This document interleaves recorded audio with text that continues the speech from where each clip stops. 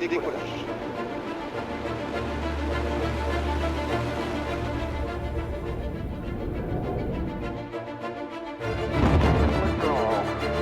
Beautiful valley. Really amazing.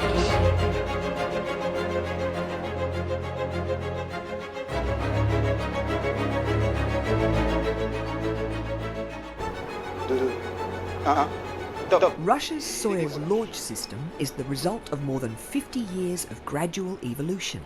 It's the world's most reliable rocket, having flown more than 1,700 times, and commercial users love it.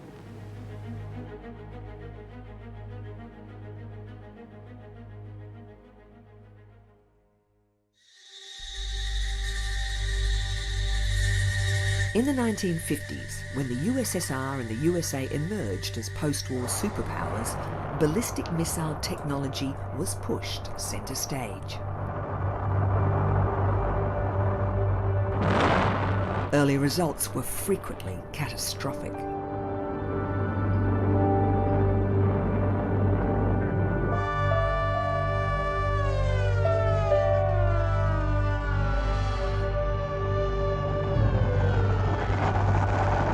Because America could station missiles in Western Europe, they developed short-range weapons. But the Soviet Union had to develop the capability of delivering a heavy nuclear payload from Russia to the United States. The R-7 Semyorka was the world's first intercontinental ballistic missile. It also gave the USSR the ability to launch a satellite into orbit, a huge advantage in the early years of spaceflight. Americans were alarmed when their communist enemy began setting space records that were years beyond their free market technology. In 1958, President Eisenhower established NASA to consolidate America's space effort in one civilian agency, and the newly assembled team started work in a hurry. The overwhelming feeling in the US was they were well behind the Russians. NASA absorbed the US Air Force's Man in Space Soonest program. It was renamed Project Mercury.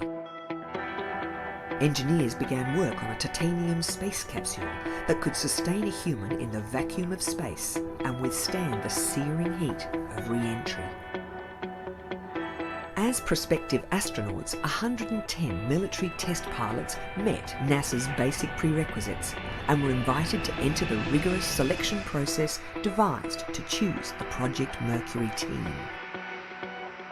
As well as being a qualified jet pilot with 1,500 flying hours, applicants had to have an engineering background and be younger than 40 at the time of selection.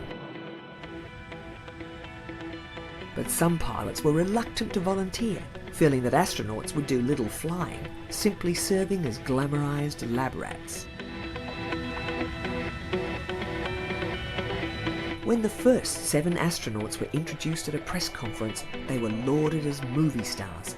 It was 1959, and the only living thing to have orbited the Earth was a Russian dog. It was known that the Soviet Union was working to get a man into space, but NASA was determined that an American would get there first, so they began modifying the proven Redstone booster. Although it did not have the power to launch a man into orbit, they planned to make a series of short suborbital flights to test their technology. NASA's first manned orbital flights would use the SM-65 Atlas missile, a much larger ICBM that was being modified to carry the Mercury capsule. But reliability was a problem. In September 1959, during the static test of an Atlas, a turbo pump failure triggered a complete shutdown. But fire persisted. The damaged pump was leaking oxygen.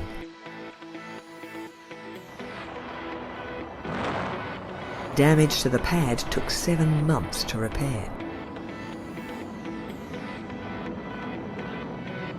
Because so many boosters were blowing up, an emergency escape system was developed.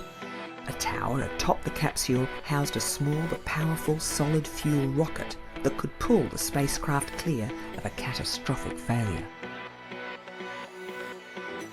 To test the escape system, a new booster known as Little Joe was built. It was based on existing technology and cheaper than using a full-scale rocket.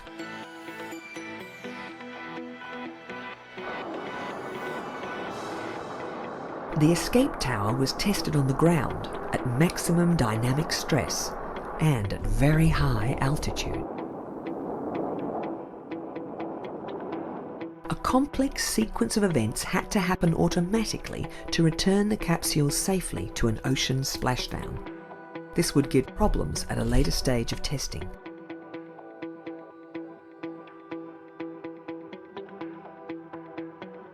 The capsule itself had to be tested, and the new astronauts were each given an area of specialisation.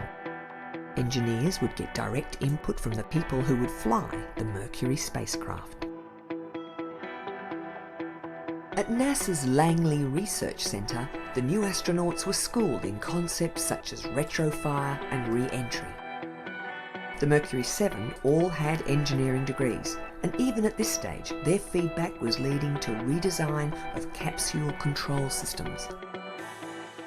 Simulators were developed that gave an astronaut the sensation of a tumbling capsule, allowing the team to gain experience before they flew.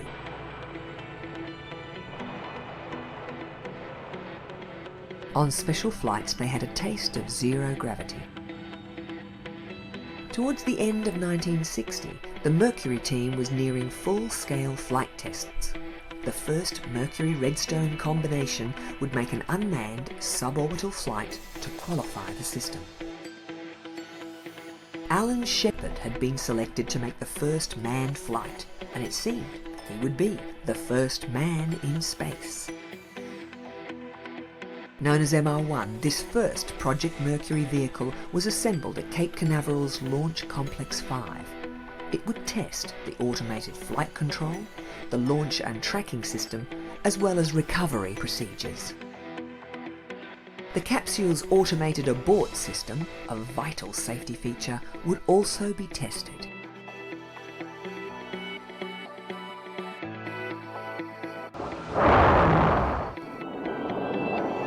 It would be known as the 4-inch flight. The booster engines abruptly stopped, and the escape tower was jettisoned as programmed at the end of the boost phase. This triggered the deployment of the parachutes, leaving the capsule in place atop the fully fueled Redstone. The problem had been caused when power plugs at the base of the Redstone disengaged in the wrong sequence. A technician had filed down a contact to make it fit. A new booster was flown in to replace the damaged one. The same capsule would be used for the second attempt, but it had to be refurbished. The electrical connections that had triggered the engine shutdown were redesigned, and the automated sequencing for jettisoning the escape tower had been rethought. Main engine cutoff could only trigger the release of the tower 137 seconds after liftoff. The delayed flight, now known as MR1A, was launched on December the 19th. It flew higher than expected, but was otherwise flawless. Yet NASA had lost a month in their rush to put a man in space first. A chimp would make the next flight. Engineers were uncertain about risking an astronaut when the booster was still flying too high. Chimp number 65, known as Ham, would fly before a human, and the astronauts were not happy. The flight was designated MR2, and if it all went well, Alan Shepard would be next.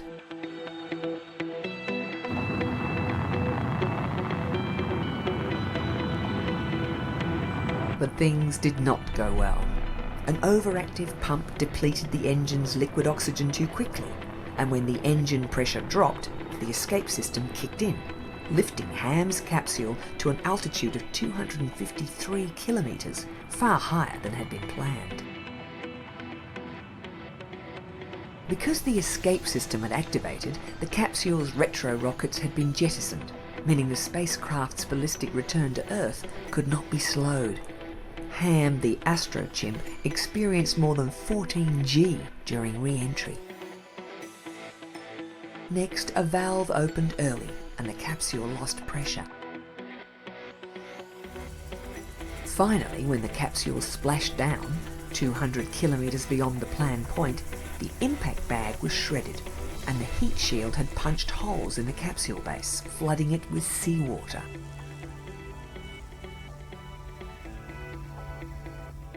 Ham had survived, protected inside the small compartment which functioned as his spacesuit, but debate about whether the system was ready to take an astronaut began.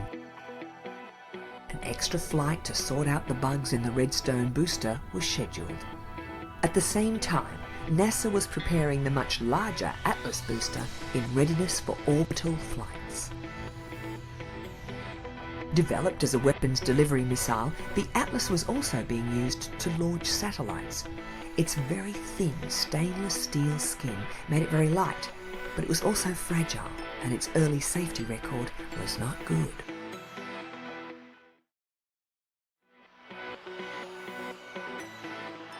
At its first launch, carrying a dummy Mercury capsule, the Atlas's thin skin buckled.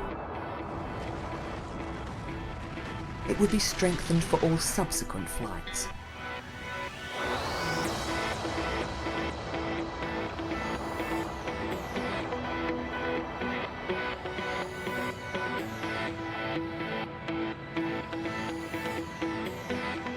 It had not been publicly announced that Alan Shepard would make the first Mercury flight, but team members were growing in confidence that he would become the first man in space. But his flight was postponed several times. A replacement for the booster needed for the extra development test was slow in coming. An original launch in February 1961 was put off till March, then to May.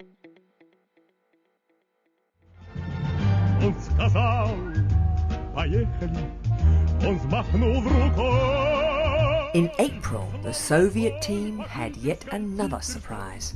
After a heartfelt farewell, Colonel Yuri Gagarin prepared to enter his Vostok spacecraft. The flight and Gagarin's identity had been a closely guarded secret, with none of his cosmonaut colleagues being aware who was to make the first attempt.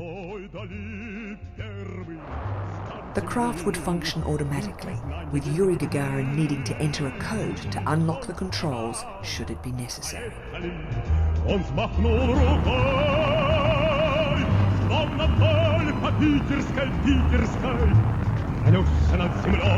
Gagarin completed one full orbit of the Earth and returned safely.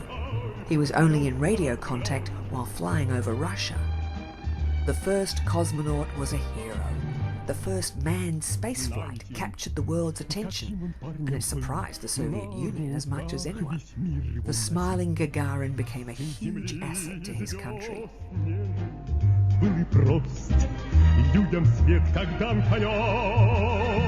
The Soviet leaders wanted more, and government funding for space was assured. One group not happy about Gagarin's flight were the Mercury astronauts. While they were getting plenty of publicity, all they had done so far was train. Alan Shepard had missed the opportunity to be first, and his short suborbital flight would be an anticlimax after the Soviet triumph. In the early hours of May the 5th, 1961, Shepard arrived at Cape Canaveral's Launch Complex 5. A Redstone launcher stood waiting, topped with a Mercury capsule Shepard had named Freedom 7. It was a pointed dig at the Soviet Union's political system. American media had branded Gagarin's flight as a propaganda stunt rather than a scientific achievement. 3, 2, 1, 0. All right, liftoff and the clock has started. Yes, sir, reading you loud and clear. After a delay, Freedom 7 blasted off. The flight climbed to a height of 187 kilometres. PSI, Oxygen is go. What a beautiful view. At several points, Shepard took manual control of his craft, but it was over quickly, with the flight lasting just 15 minutes and 22 seconds. Freedom 7 splashed down in the Atlantic off the coast of Florida. Though Shepard had not orbited, Project Mercury had put a man in space, and America was keen to catch up. The idea that there was a race between the superpowers was becoming all too clear.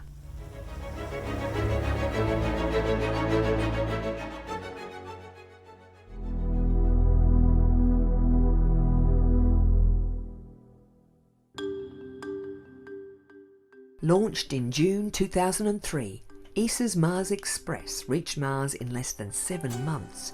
It took advantage of the planet's closest pass by Earth in 60,000 years. It was the European Space Agency's first mission to the Red Planet, and it rose from the ashes of Russia's failed Mars 96 mission. Europe had made a major technical contribution to the Russian probe, but after a successful launch, the 4th stage failed to reignite, and Mars 96 burned up in the Earth's atmosphere. Though there is no outward similarity between the probes, Mars Express contains many of the same sensors and instrumentation as its Russian predecessor. Since its arrival at Mars, the probe has been imaging the Martian surface. Its instruments are designed to find out more about the planet's atmosphere and its geology, including evidence of surface water that may have existed in the past. Contour images of the surface reveal features that are familiar to us as having been caused by volcanic eruption, but all tectonic activity has ceased long ago. Mars shows signs of erosion too, yet the channels have long since dried. But the fact that water once flowed here may mean that rudimentary life got started. Just like Earth, Mars revolves on a tilted axis, giving it seasons, but because the planet's orbit is highly elliptical, there is broad variability in surface temperatures. In summer it can reach 20 degrees Celsius, dropping to -90 overnight. Mars also has polar ice caps, but they're made of water ice covered in winter by a layer of frozen CO2. This layering process is not fully understood. Instruments on Mars Express suggest that the thin atmosphere is 95% CO2 with traces of nitrogen, oxygen and water vapour. It supports fine cloud and strong winds. Now, the only forces able to affect the surface topography are dust storms and meteor impacts.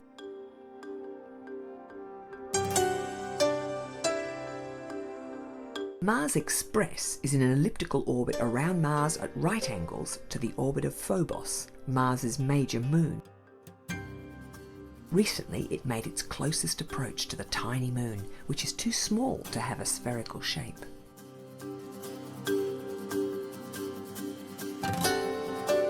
Phobos has the appearance of a captured asteroid, but scientists are puzzled by it. Its mass and density are lower than expected, so it's thought to be porous. Since it has been in orbit, the infrared spectrometer on Mars Express has continued to discover water, which has planetary researchers upgrading their expectations that some form of life may once have existed on Mars. Mars Express has had several mission extensions. New measures have been instituted to conserve the spacecraft's dwindling fuel reserves, and it looks like the mission will continue until its fuel finally runs out.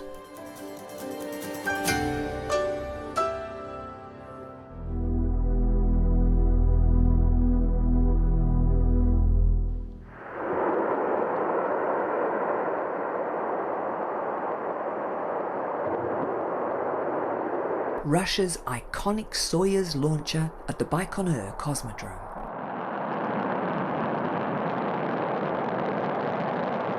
Currently, it's the only means of taking cosmonauts to the International Space Station. What makes it special is its direct lineage to the historic designs that launched the first satellite and the first man in space. The most striking outward similarity is the 4 strap-on boosters. Together these make up the first stage. The central core around which they cluster is known as the second stage, even though it ignites before launch along with the strap-ons. These stages are fueled by kerosene with a liquid oxygen oxidizer. After 118 seconds, the 4 first stage boosters are jettisoned, and the second stage will continue burning for another 3 minutes.